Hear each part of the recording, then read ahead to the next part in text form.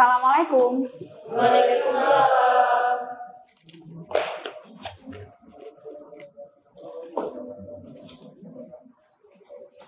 Apa kabarnya teman-teman hari ini? Alhamdulillah baik, Bu. Alhamdulillah, sehat semua ya? Sehat. Oke, sebelum memulai pembelajaran hari ini, Bu Nadia minta tolong ke ketua kelas ya, atau PJ kelas bisa bantu Bu Nadia untuk mimpin doa dulu ya sebelum belajar agar diberi kelancaran. Oke, silakan PJ kelas bisa bantu Bu Nadia untuk memimpin doa dulu. Doa dimulai. Doa selesai. Alhamdulillahirrahmanirrahim. Sebelum Bu Nadia mulai pembelajaran hari ini, Bu Nadia absen terlebih dahulu ya teman-teman ya. Oke, Bu Nadia panggil satu-satu seperti biasanya. Adela, Siska, Ada. Eva, Ada, Bu.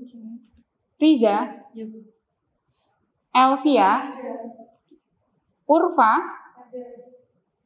Fian, Habib, oke, Hafiz, yang terakhir Faiz ya. Oke, Bu Nadia masuk ke ini ya. Bu Nadia pembukaan. Di sini Bu Nadia pengen merecall kembali pengetahuannya teman-teman tentang materi minggu lalu. Masih ingat materi minggu lalu kita belajar tentang apa? Saya, Bu. Baik, jadi materi minggu lalu yang dibahas itu terkait desain sistem menggunakan flowchart dan DFD, dan fungsinya yaitu menjelaskan proses bisnis di dalam sebuah sistem informasi. Kurang lebih begitu, Bu. Oke, betul sekali. Jadi di pertemuan kemarin itu kita membahas tentang desain sistem ya. Jadi di dalam sebuah sistem informasi atau perangkat lunak itu ada yang namanya model proses perangkat lunak. Di mana di model proses perangkat lunak itu salah satu tahapannya adalah desain sistem. Ya, jadi kalau misalkan kita ingat-ingat kembali ke materi-materi sebelumnya, materi yang pertama tentang model proses pengembangan perangkat lunak itu ada yang namanya analisis sistem ya. Kemudian ada yang namanya desain sistem. Nah, desain sistem itu bisa dibagi menjadi beberapa bagian. Yang sesuai dengan pertemuan kemarin itu kita bahas materi tentang desain sistem yang digambarkan melalui flowchart ya, sama DFD. Benar yang dikatakan oleh temanmu ini. Jadi untuk saat ini itu desain sistem tidak hanya terpaku pada desain antarmukanya saja. Kalau sampean lihat Shopee, kemudian lihat sistem informasi seperti Lazada dan Tokopedia, itu kan hampir sama. Cuma desain atau peletakan menu-menunya itu beda. Tetapi kalau di pengembangan perangkat lunak atau sistem informasi tidak hanya fokus ke situ, tetapi yang di desain itu banyak ya, desain sistemnya. Ada desain yang namanya desain DFD dan juga flowchart. Nah, itu fungsinya adalah untuk apa tadi? Untuk menjelaskan proses bisnis. Untuk menjelaskan proses bisnis. Proses bisnis itu seperti apa? Proses bisnis itu adalah bagaimana alur dari sebuah sistem itu berjalan. Jadi bagaimana setiap usernya itu kan banyak, mungkin ada admin, kemudian ada customer dan lain sebagainya, penjual ya kalau di Shopee. Nah itu mereka masing-masing dari mereka hak aksesnya berbeda-beda. Makanya kita harus membuat sebuah rancangan proses bisnis dari masing-masing user. Gitu ya. Nah untuk yang sekarang kita akan belajar tentang topiknya tentang desain sistem, tetapi kita beralih pada desain sistem basis datanya. Gitu ya. Kenapa penting mempelajari desain sistem basis data? Kira-kira kenapa penting? Kalau kita ikuti era sekarang, ya, era industri 4.0, ya, itu kan kita berkutat pada yang namanya big data. Pernah dengar yang namanya big data? Nah, big data itu kalau misalkan kita bayangkan, kita ambil satu contoh aplikasi Shopee ya. Aplikasi Shopee itu kan penggunanya banyak sekali, tidak hanya dari segi pembeli tetapi penjual juga. Bayangkan kalau satu orang customer saja punya berbagai macam jenis data. Contoh datanya adalah misalkan ada nama, ada alamat, nomor telepon dan lain sebagainya. Ya. Kalau misalkan kita lihat dari segi penjualnya, penjual itu selain identitas diri, alamat dan lain sebagainya, itu kan mereka juga menginputkan berbagai macam data barang, kemudian ada foto-fotonya. Bayangkan kalau misalkan yang menggunakan Shopee atau pengguna Shopee itu dilihat dari penjual sama pembeli, itu kan pasti ribuan. Bayangkan gimana caranya mengolah data segitu banyaknya kalau kita tidak membutuhkan bantuan dari teknologi informasi saat ini. Makanya kenapa penting kita menggunakan basis data. Gitu ya. Jadi di sisi lain kalau misalkan kita bayangkan lagi, basis data itu kita butuhkan untuk mengolah data, bagaimana cara kita mengorganisasikan data agar data itu bisa kita peroleh dengan lebih cepat dan efisien. Itu pentingnya kenapa kita harus belajar tentang basis data. Nah, tujuan pembelajaran hari ini ya diharapkan mahasiswa mampu menjelaskan kembali ya penerapan dari basis data dalam sistem informasi manajemen khususnya di prodinya sampean yaitu manajemen keuangan syariah. Gitu ya, jelas ya? Oke, berarti sekarang kita bisa masuk ke dalam materi ya. Sebelum materi Bu Nadia jelaskan secara lebih jauh, Bu Nadia ingin ngasih ilustrasi ke teman-teman gimana sih sistem di dalam basis data itu. Bu Nadia punya satu ilustrasi, Bu Nadia putar dulu.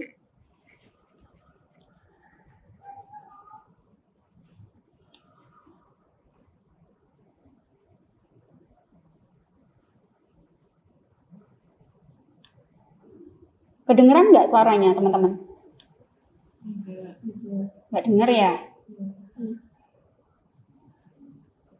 Oke, nggak apa-apa. Yang penting di sini yang mau Bu Nadia tegaskan adalah sebuah basis data itu bisa diibaratkan dengan gambaran ketika teman-teman masuk ke perpustakaan. Di sini Bu Nadia kan punya satu contoh gambaran tentang perpustakaan. Yang namanya basis data itu bisa diibaratkan adalah lemari ya. Jadi ada lemari di perpustakaan, kemudian buku-bukunya itu adalah datanya. Gitu. Jadi coba teman-teman perhatikan di perpustakaan itu kan pasti ada logo-logo atau kategori-kategori ya. Misalkan kalau di perpustakaan di FEBI lantai 4 itu ada yang khusus tentang skripsi. Skripsi pun pasti dibagi. Ada skripsi dari prodi mana? HKSK, MKSK dan lain sebagainya. Kalau misalkan seluruh skripsi yang ada itu kita jadikan satu, sampean carinya kesusahan apa enggak? Nah, makanya perlu yang namanya basis data di sini untuk mengorganisasikan sebuah data. Nah, coba diperhatikan sebentar di situ. Bu Nadia cepatkan saja ya, biar kelihatan seperti apa modelnya. Nah, itu ada kategori buku apa saja. Sama di dalam basis data di sebuah database management system ya, yang dikelola dengan bantuan teknologi informasi juga ada yang namanya kategori di dalamnya. Nah, seperti ini ada buku agama, kemudian ada buku bahasa, ilmu murni, dan lain sebagainya. Jelas ya? Oke. Bu Nadia stop dulu videonya. Nah, sekarang Bu Nadia dari video ini pengen tahu nih pemahamannya teman-teman, yang teman-teman tangkep dari video yang Bu Nadia sampaikan barusan. Bu Nadia minta teman-teman buka link ini ya. Bu Nadia pengen tahu jawabannya teman-teman. Nah, silakan teman-teman di sini bisa buka Google ya, bisa buka Google, kemudian sampean ketik ahaslides.com ya, kemudian garing 7MXGE sesuai dengan yang ada di PPT. Dicoba dulu. Ya, yang dimasukkan linknya itu ya. Jadi ada ahaslides.com garing 7MXGE. Sudah ada yang bisa masuk? Sudah. Oke, kalau sudah silakan bisa diisi di situ satu kata yang mewakili database. Kira-kira apa? Setelah sampean tadi Bu Nadia berikan ilustrasi dalam bentuk video, kira-kira seperti apa database? Sudah bisa masuk? Oke, disubmit. Kalau sudah, sampean ketik satu kata, sampean submit.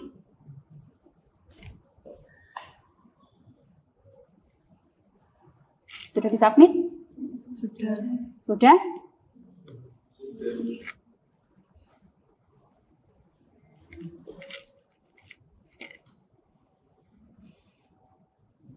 Oke, ternyata ada nggak yang jawab tentang sistematis di situ? Yang tadi sampean submit, ada nggak yang jawab sistematis? Ada Ada ya. Terus ada yang jawab apa lagi tentang database? Pengelompokan. Jadi betul ya, kalau di database itu bisa identik dengan kata sistematis, efisien, efektif, sama apa tadi sampean? Pengelompokan. Pengelompokan itu sama dengan organisasi data tadi. Gitu ya. Oke, untuk selanjutnya di sini Bu Nadia pengen bagi teman-teman ke dalam kelompok ya. Bu Nadia berikan dulu untuk instruksinya. Oke, sekarang waktunya diskusi kelompok. Bu Nadia pengen tahu lagi pengetahuannya teman-teman. Bu Nadia punya studi kasus ya nanti yang harus dikerjakan secara berkelompok untuk menambah pemahaman teman-teman. Jadi Bu Nadia pengen tahu teamworknya teman-teman di sini dalam menyelesaikan permasalahan atau diskusi yang Bu Nadia berikan, soal-soal diskusi yang Bu Nadia berikan. Oke, sekarang Bu Nadia minta teman-teman bisa membagi kelompok ke dalam bentar ya, ada suara kereta ya, tunggu sebentar. Bu Nadia pengen teman-teman satu kelas ini dibagi menjadi 3 kelompok. Bu Nadia langsung bagi saja biar cepat ya. Oke, mulai dari kelompok 1 ya Mas ya. 1, kelompok 2, kelompok 3. Kelompok 1, kelompok 2, kelompok 3 ya. Kelompok 1, kelompok 2, kelompok 3. Dan kelompok 1. Berarti nanti ada satu kelompok yang jumlahnya ada 4 ya. Nah, coba kelompok 1 mana angkat tangan? Oke, kelompok 2. Kelompok 3. Kelompok 3 saja ya berarti. Oke, silakan bisa langsung bergabung ke kelompoknya masing-masing ya. Segera Bu Nadia nanti siapkan untuk bahan diskusi. Silakan bisa bergabung ke kelompoknya masing-masing. Bisa membentuk lingkaran boleh, belakang, samping, kiri, kanan, gitu aja biar cepat. Silakan. Mulai dari kelompok 1, 2, 3.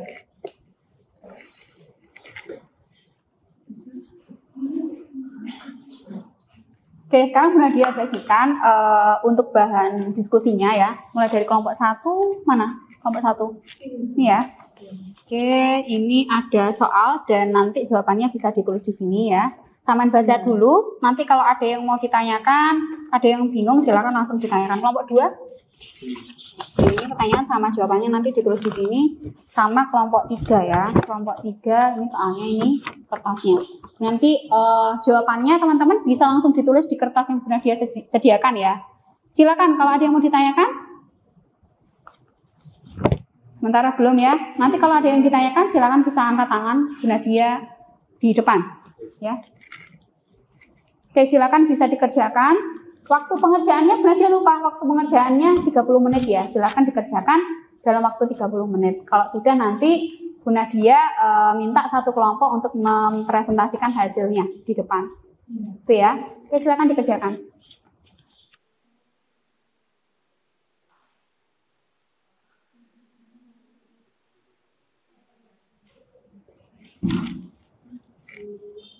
Gimana? Ada yang mau ditanyakan tentang soalnya? Yang mana? Nah, kalau yang ini kan database itu, kalau di sistem itu ada yang namanya database management system. Kalau sudah masuk dengan menggunakan teknologi dan teknologi informasi, namanya database management system. Bukan lagi database yang Bu Nadia jelaskan di video tadi. Gitu ya. Jadi sama jelaskan coba maksudnya database management system itu apa? Wes, jelas? Oke. Gimana? Ada yang mau ditanyakan?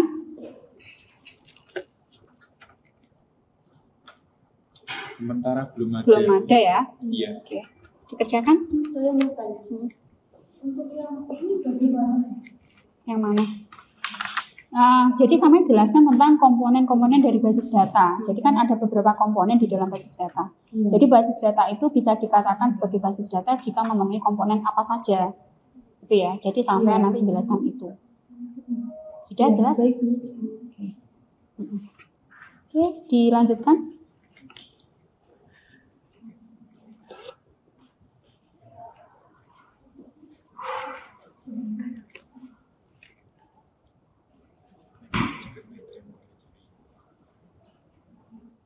Kalau ada yang mau ditanyakan lagi bisa angkat tangan ya. Iya, Bu. Oke, sudah selesai pengerjaannya? Sudah ya. Kalau sudah Bu Nadia ambil tugasnya. Saja. Oke. Kelompok 1. Oke. Oke, Bu Nadia pilih langsung ya untuk kelompok yang presentasi kelompok 1. Kelompok 1 ya? Kelompok 3. Ya, silakan kelompok 3 bisa satu saja yang maju untuk mempersingkat waktu biar nggak terlalu cepat.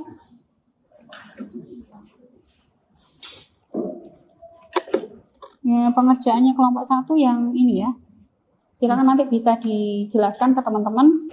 Mulai dari pertanyaan pertama sampai pertanyaan yang terakhir. Boleh, silakan. Yang lain diperhatikan ketika temannya presentasi. Oke, silakan bisa diperkenalkan dulu namanya siapa, dari kelompok berapa. Baik, terima kasih. Perkenalkan, nama saya Fitri Arisa Syafira dari kelompok 3 yang mewakili presentasi kali ini. Di sini saya akan menjawab hasil dari diskusi kelompok 3, yaitu yang pertama, apa yang dimaksud dengan database management system?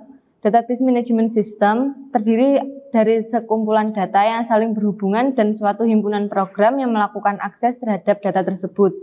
Yang kedua, sebutkan komponen-komponen basis data. Yang pertama ada data, yang kedua ada hardware, yang ketiga ada software, dan yang keempat ada user.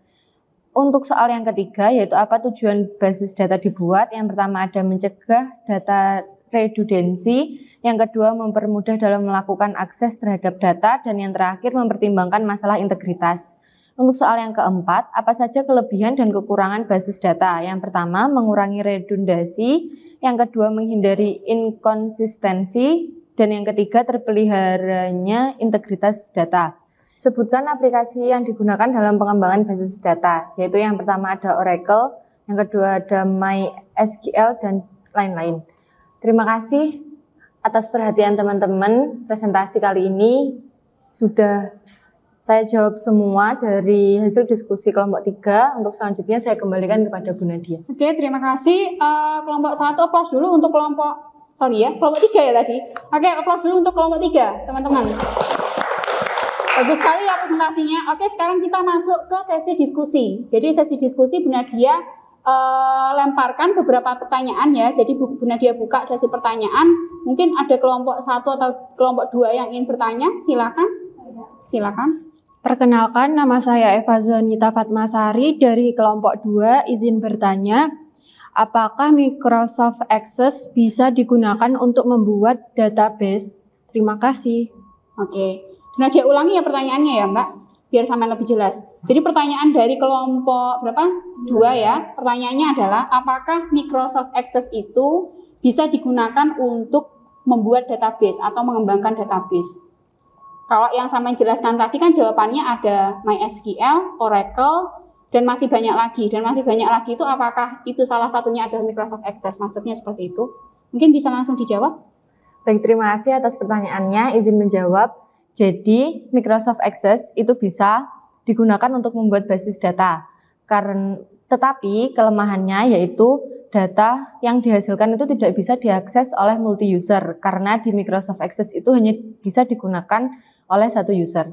Terima kasih. Gimana? Kelompok 2 sudah jelas? Atau masih ada yang mau ditanyakan lagi kelompok yang lain? Nah, dia tambahkan ya. Jadi betul sekali kalau Microsoft Access itu memang digunakan untuk mengembangkan database, tapi dia bisa dikembangkannya secara offline. Yang maksud dari kelompok 3 tadi di sini itu tidak bisa digunakan untuk multi-user memang karena memang dia berbasis offline bukan online. Beda sama MySQL sama Oracle. Kalau MySQL sama Oracle itu memang bisa digunakan untuk multi-user. Jadi siapapun itu bisa mengakses itu. Tapi bayangkan kalau misalkan kita punya database yang kita buat di Access. Pasti nanti kalau misalkan kita mau ngasih data pakai flash disk lagi atau kirim data lagi. Itu namanya single user. Jelas ya? Oke, kalau sudah nggak ada yang mau ditanyakan lagi, Bu Nadia persilahkan untuk kelompok 3 kembali ke tempat duduk ya. Terima kasih kelompok 3. Beri aplaus sekali lagi untuk kelompok 3. Oke, Bu Nadia tadi lihat beberapa jawaban itu sudah cukup bagus ya, sudah mewakili hampir sama jawaban antara satu dengan yang lainnya. Bu Nadia rasa dan Bu Nadia harapkan untuk pembelajaran hari ini tuh bisa memberikan pengetahuan yang lebih tentang database untuk teman-teman semua. Oke, Bu Nadia masuk ke ini ya, materi. Bu Nadia kasih materi penguatan tentang database. Bu Nadia buka dulu untuk slide presentasinya. Oke, di sini Bu Nadia punya satu materi tentang desain sistem, yaitu sistem basis data ya. Bentar Bu Nadia ini biar gampang ya. Konsep dari basis data atau database yang biasanya kita sebut dengan database management system. Untuk konsep dasarnya adalah yang pertama, database itu, tunggu sebentar ada kereta, biar lewat dulu. Oke, database di sini konsepnya sama dengan sistem berkas ya, atau sistem akses dan organisasi file. Tapi yang mendekati itu adalah organisasi file ya, karena tujuan dari database sendiri itu adalah mengorganisasikan dari data-data yang sudah ada. Nah, dia lanjut lagi ke materi berikutnya. Nah, basis data, konsep dari basis data sendiri kalau kita kaitkan dengan kehidupan nyata bisa sampai perhatikan di slide presentasi ya.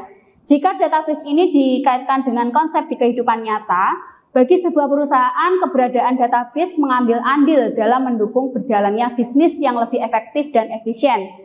Karena database di sini menjadi salah satu komponen utama dari sistem informasi. Database merupakan dasar untuk menyediakan informasi bagi pengguna. Dalam hal ini adalah pihak perusahaan. Kalau studi kasusnya di sini adalah sebuah perusahaan ya. Kemudian salah satu contoh simpel dalam perusahaan retail ya, atau perusahaan yang menyediakan jasa jual beli di sini. Jadi untuk perusahaan retail, database itu dapat membantu kasir untuk menemukan jumlah stok barang atau harga barang yang terjual dengan lebih cepat.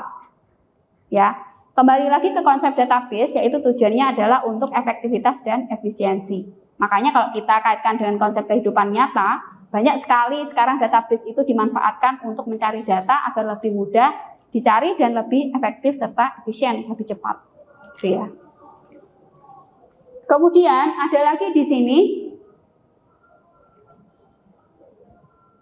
Untuk basis data di sini contohnya adalah aplikasi sistem keuangan ya yang ada di UMKM. Bu Nadia punya satu contoh sistem keuangan. Nanti Bu Nadia tunjukkan sistem keuangannya seperti apa ya. Jadi kalau di kehidupan nyata tadi masih dikaitkan dengan sistem retail. Jadi di UMKM itu sama juga. Jadi sistemnya itu sistem retail. Bu Nadia lanjutkan lagi. Nah, kalau misalkan basis data ini kita kaitkan di keilmuan yang lain ya, atau kajian ilmu yang lain, misalkan di sini Bu Nadia, yang paling menurutnya Bu Nadia teman-teman out of the box ya, jadi nggak tahu ternyata basis data itu masih bisa loh dikaitkan dengan bidang keilmuan keislaman. Contohnya di moderasi beragama. Kalau di moderasi beragama di sini, jadi database, integrasi database dengan kajian keilmuan keislaman itu awalnya di sini kalau misalkan kita lihat itu ada beberapa narasi dari salah satu kepala Kementerian Agama di Kota Batam ya. Beliau menyebutkan bahwa hal lain dikatakan pentingnya adalah integrasi data. Nah, di semua lini dan sektor kita inginkan sudah berbasis data. Kemajuan teknologi informasi harus dimanfaatkan aparatur Kemenak untuk berbenah dengan memberikan pelayanan data keagamaan umat yang lebih cepat, akurat, dan memuaskan. Tentunya data yang valid dan yang mutakhir. Nah, di sini ini Bu Nadia pernah ikut satu riset yang diadakan atau diselenggarakan oleh Kementerian Agama di pusat, yaitu bagaimana cara kita mengcapture atau melihat keberagamaan masyarakat Indonesia. Itu seperti apa? Gitu ya. Tingkat toleransinya seberapa, kemudian anti kekerasannya seberapa, dan lain sebagainya. Nah, itu Bu Nadia tunjukkan. Bu Nadia tunjukkan satu website yang sudah ada hasilnya berdasarkan riset yang Bu Nadia lakukan. Jadi di sini ada satu hasil yang sudah ditunjukkan atau diposting oleh Kementerian Agama berupa indeks kerukunan umat beragama di Indonesia. Gitu ya. Jadi kalau bisa kita lihat di sini kaitan dengan database dengan integrasi keilmuan keislaman dan juga moderasi beragama, diketahui bahwa di sini ada beberapa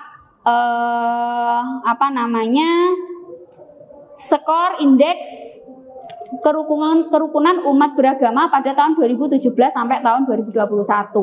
Nah, di sini sudah diketahui untuk tahun 2017 ya, untuk tahun 2017 itu mencapai 72,27% dan ini sudah disebar angket kuesioner ke 34 provinsi dengan 13.600 responden.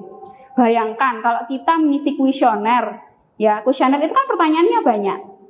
Berapa data yang kita inputkan untuk satu orang? Kalau di sini kan keterangannya adalah 13.600. Bagaimana cara mengolah data atau mengolah data itu sehingga menghasilkan infografis seperti yang Bu Nadia cantumkan. Jadi itu kalau misalkan kita kaitkan dengan integrasi keilmuan keislaman.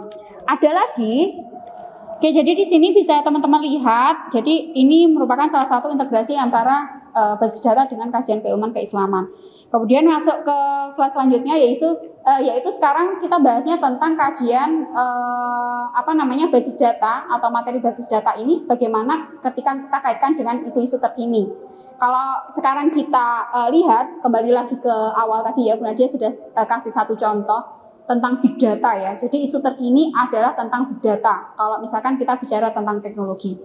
Jadi big data itu merupakan sekumpulan data yang memiliki skala besar ya.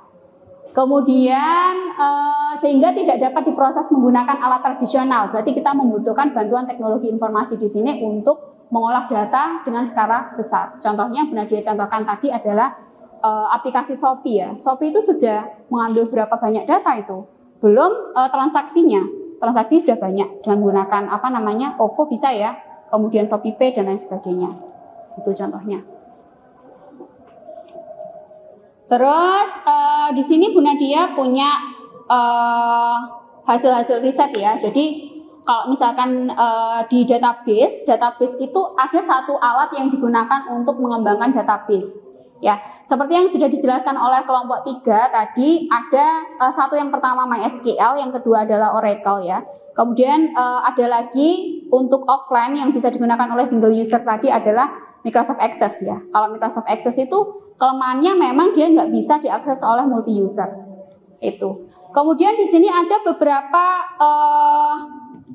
penelitian ya. Jadi ada beberapa penelitian yang sudah mengembangkan sebuah sistem informasi berbasis web dan itu menggunakan MySQL sebagai pengembangan database-nya. Jadi toolnya atau alatnya yang digunakan untuk mengembangkan database itu adalah menggunakan MySQL. Kenapa MySQL banyak digunakan? Karena MySQL di sini memang dia lebih istilahnya lebih kompatibel dengan bahasa pemrograman yang dikembangkan, gitu ya. Jadi banyak sekali programmer yang sudah menggunakan MySQL sebagai pengembang database, alat pengembang database. Di sini salah satu contohnya adalah penelitian ya. Jadi ada beberapa penelitian di sini yang sudah Bu Nadia tulis di sini. Coba nanti sampean bisa cek sendiri. Ada linknya, sampean bisa cek di situ. Penelitian yang dilakukan oleh Raihanisa, Eriko Dwi Ramadana dan juga Azizah Fatmawati pada tahun 2020. Dia mengembangkan sistem informasi manajemen keuangan. Jadi di sini Bu Nadia kasih satu contoh pengaplikasian database itu di dalam sebuah riset ya, riset teknologi, yaitu pengembangan sistem informasi manajemen keuangan di Pondok Pesantren Ad-Duha, gitu ya.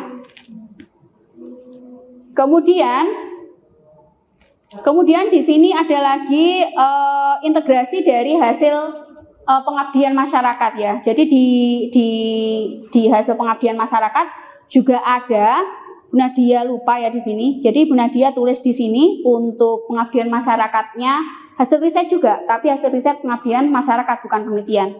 Kalau hasil riset pengabdian masyarakat di sini Bu Nadia tulis ya, coba nanti bisa dicek sendiri. Oke, jadi di sini bisa teman-teman lihat. Jadi ini merupakan salah satu integrasi antara basis data dengan kajian keilmuan keislaman. Kemudian masuk ke slide selanjutnya yaitu sekarang kita bahasnya tentang kajian basis data atau materi basis data ini bagaimana ketika kita kaitkan dengan isu-isu terkini. Kalau sekarang kita lihat kembali lagi ke awal tadi ya, Bu Nadia sudah kasih satu contoh tentang big data ya. Jadi isu terkini adalah tentang big data. Kalau misalkan kita bicara tentang teknologi. Jadi big data itu merupakan sekumpulan data yang memiliki skala besar ya. Kemudian sehingga tidak dapat diproses menggunakan alat tradisional. Berarti kita membutuhkan bantuan teknologi informasi di sini untuk mengolah data dengan skala besar. Contohnya Bu Nadia contohkan tadi adalah aplikasi Shopee ya. Shopee itu sudah mengambil berapa banyak data itu? Belum transaksinya. Transaksi sudah banyak dengan menggunakan apa namanya OVO bisa ya, kemudian ShopeePay dan lain sebagainya. Itu contohnya. Terus di sini Bu Nadia punya hasil-hasil riset ya. Jadi kalau misalkan di database itu ada satu alat yang digunakan untuk mengembangkan database. Ya, seperti yang sudah dijelaskan oleh kelompok 3 tadi, ada satu yang pertama MySQL, yang kedua adalah Oracle ya. Kemudian ada lagi untuk offline yang bisa digunakan oleh single user tadi adalah Microsoft Access ya. Kalau Microsoft Access itu kelemahannya memang dia nggak bisa diakses oleh multi user itu. Kemudian di sini ada beberapa penelitian ya. Jadi ada beberapa penelitian yang sudah mengembangkan sebuah sistem informasi berbasis web dan itu menggunakan MySQL sebagai pengembangan database-nya. Jadi toolnya atau alatnya yang digunakan untuk mengembangkan database itu adalah menggunakan MySQL. Kenapa MySQL banyak digunakan? Karena MySQL di sini memang dia lebih istilahnya lebih kompatibel dengan bahasa pemrograman yang dikembangkan, gitu ya. Jadi banyak sekali programmer yang sudah menggunakan MySQL sebagai pengembang database, alat pengembang database. Di sini salah satu contohnya adalah penelitian ya. Jadi ada beberapa penelitian di sini yang sudah Bu Nadia tulis di sini. Coba nanti sampean bisa cek sendiri. Ada linknya, sampean bisa cek di situ. Penelitian yang dilakukan oleh Raihanisa, Eriko Dwi Ramadana dan juga Azizah Fatmawati pada tahun 2020. Dia mengembangkan sistem informasi manajemen keuangan. Jadi di sini Bu Nadia kasih satu contoh pengaplikasian database itu di dalam sebuah riset ya, riset teknologi, yaitu pengembangan sistem informasi manajemen keuangan di Pondok Pesantren Ad-Duha, gitu ya. Kemudian di sini ada lagi integrasi dari hasil pengabdian masyarakat ya. Jadi di hasil pengabdian masyarakat juga ada, Bu Nadia lupa ya di sini. Jadi Bu Nadia tulis di sini untuk pengabdian masyarakatnya hasil riset juga, tapi hasil riset pengabdian masyarakat bukan penelitian. Kalau hasil riset pengabdian masyarakat di sini Bu Nadia tulis ya, coba nanti bisa dicek sendiri. Oke, kalau teman-teman bisa cek di sini, itu teman-teman bisa nanti ngakses sendiri ya, ngakses sendiri dengan judul Sistem Informasi Pengelolaan Keuangan pada Desa Ngadirejan yang diriset oleh Ati Rusmayanti pada tahun 2014. Jadi hasil riset dari pengabdian ya punyanya Ati Rusmayanti, kemudian punyanya Raihanisa dan Happy Anita Margareta di sini sama-sama menghasilkan sistem informasi yang memiliki kriteria layak untuk digunakan. Ya, dengan menggunakan database MySQL dan menggunakan teknik pengembangan perangkat lunak atau sistem informasi yaitu waterfall. Seperti yang sudah kita bahas di materi sebelumnya. Gitu, jelas ya? Oke, mungkin itu saja yang bisa Bu Nadia sampaikan. Bu Nadia kasih sumber belajarnya, nanti sampean ini ya pelajari sendiri, sampean pelajari kembali. Ketika sampean lupa, sampean boleh buka sumber belajar yang Bu Nadia cantumkan di slide PPT. Oke, ada video YouTube, kemudian ada artikel ilmiahnya juga. Oke, gitu jelas ya? Oke, kalau sudah jelas, materi sudah selesai. Ayo yang semangat karena ini sudah mau penutupan ya. Jadi Bu Nadia pengen ngasih ice breaking ke teman-teman ya. Ikuti Bu Nadia biar lebih semangat lagi ya. Kalau Bu Nadia bilang tepuk 1, sampean tepuk 1. Kalau Bu Nadia bilang 1, jangan ada yang tepuk. Tepuk 1 contohnya. Tepuk 2. Tepuk 2. 2. 1. Jelas ya? Oke, Bu Nadia mulai. Tepuk 1, tepuk 2, 3. Oke, tepuk 13. Apa itu? Tepuk 13 tidak tahu. Tepuk 13 itu tepuk pramuka. Ya, Bu Nadia ulangi. Tepuk 13. Oke, sip. Oke, sekarang materi yang Bu Nadia sudah sampaikan sudah selesai. Teman-teman juga sudah belajar melalui diskusi tadi ya, secara berkelompok. Sekarang Bu Nadia pengen tahu gimana pemahamannya sampean setelah mendapatkan materi yang Bu Nadia sampaikan dan juga yang sudah teman-teman diskusikan tadi. Kira-kira ada yang bisa membantu Bu Nadia untuk menyimpulkan pembelajaran hari ini seperti apa? kesimpulannya? Izin menjawab, Bu. Oke, silakan. Izin menjawab, saya Elvia Karisma Putri, NIM 135. Bahwasanya untuk kesimpulan yang dapat kita ambil hari ini, database manajemen sistem itu terdiri dari sekumpulan data yang saling berhubungan dan suatu himpunan program yang melakukan akses terhadap data tersebut. Terima kasih. Oke, ada yang lain? Ada yang lain? Ada ya? Aplaus dulu buat Mbak Elvi ya.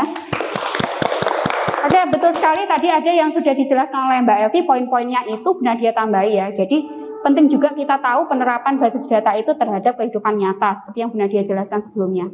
Jadi misalkan kalau kita integrasikan dengan keilmuannya teman-teman, manajemen keuangan syariah, ya. Jadi database ini bisa kita gunakan di dalam pengembangan sistem informasi manajemen keuangan. Jadi bagaimana kita mengelola data keuangan sebesar itu, agar kita bisa mendapatkan informasi yang lebih cepat, efektif, dan efisien. Jadi ya, kalau di penerapan ke bidang keilmuan lain, tadi benar dia sudah contohkan salah satunya, yaitu kita bisa mengetahui tingkat keberagamaan masyarakat Indonesia. Apakah banyak yang toleransi atau bahkan melakukan kekerasan terhadap agama lain dan lain sebagainya. Oke, gitu ya. Nah, untuk materi pengayaan untuk bekal teman-teman agar bisa lebih mantap lagi tentang basis data, nanti Bu Nadia minta pilih satu artikel ilmiah, cari satu artikel ilmiah untuk tugas di rumah saja ya. Silakan direview ya, dicari kekurangannya apa, kelemahannya apa, kemudian dirangkum jadi satu. Artikelnya tentang sistem informasi manajemen keuangan. Ya, sampai nanti review kelemahan kelebihannya seperti apa dari satu artikel ilmiah itu. Kalau sudah nanti minggu depan bisa dikumpulkan ke Bu Nadia. Oke, gitu aja ya dari Bu Nadia. Terima kasih atas kehadirannya. Bu Nadia sampaikan beribu-ribu terima kasih karena sudah mau bersedia untuk bisa berdiskusi di kelas dengan sangat baik hari ini teman-teman ya.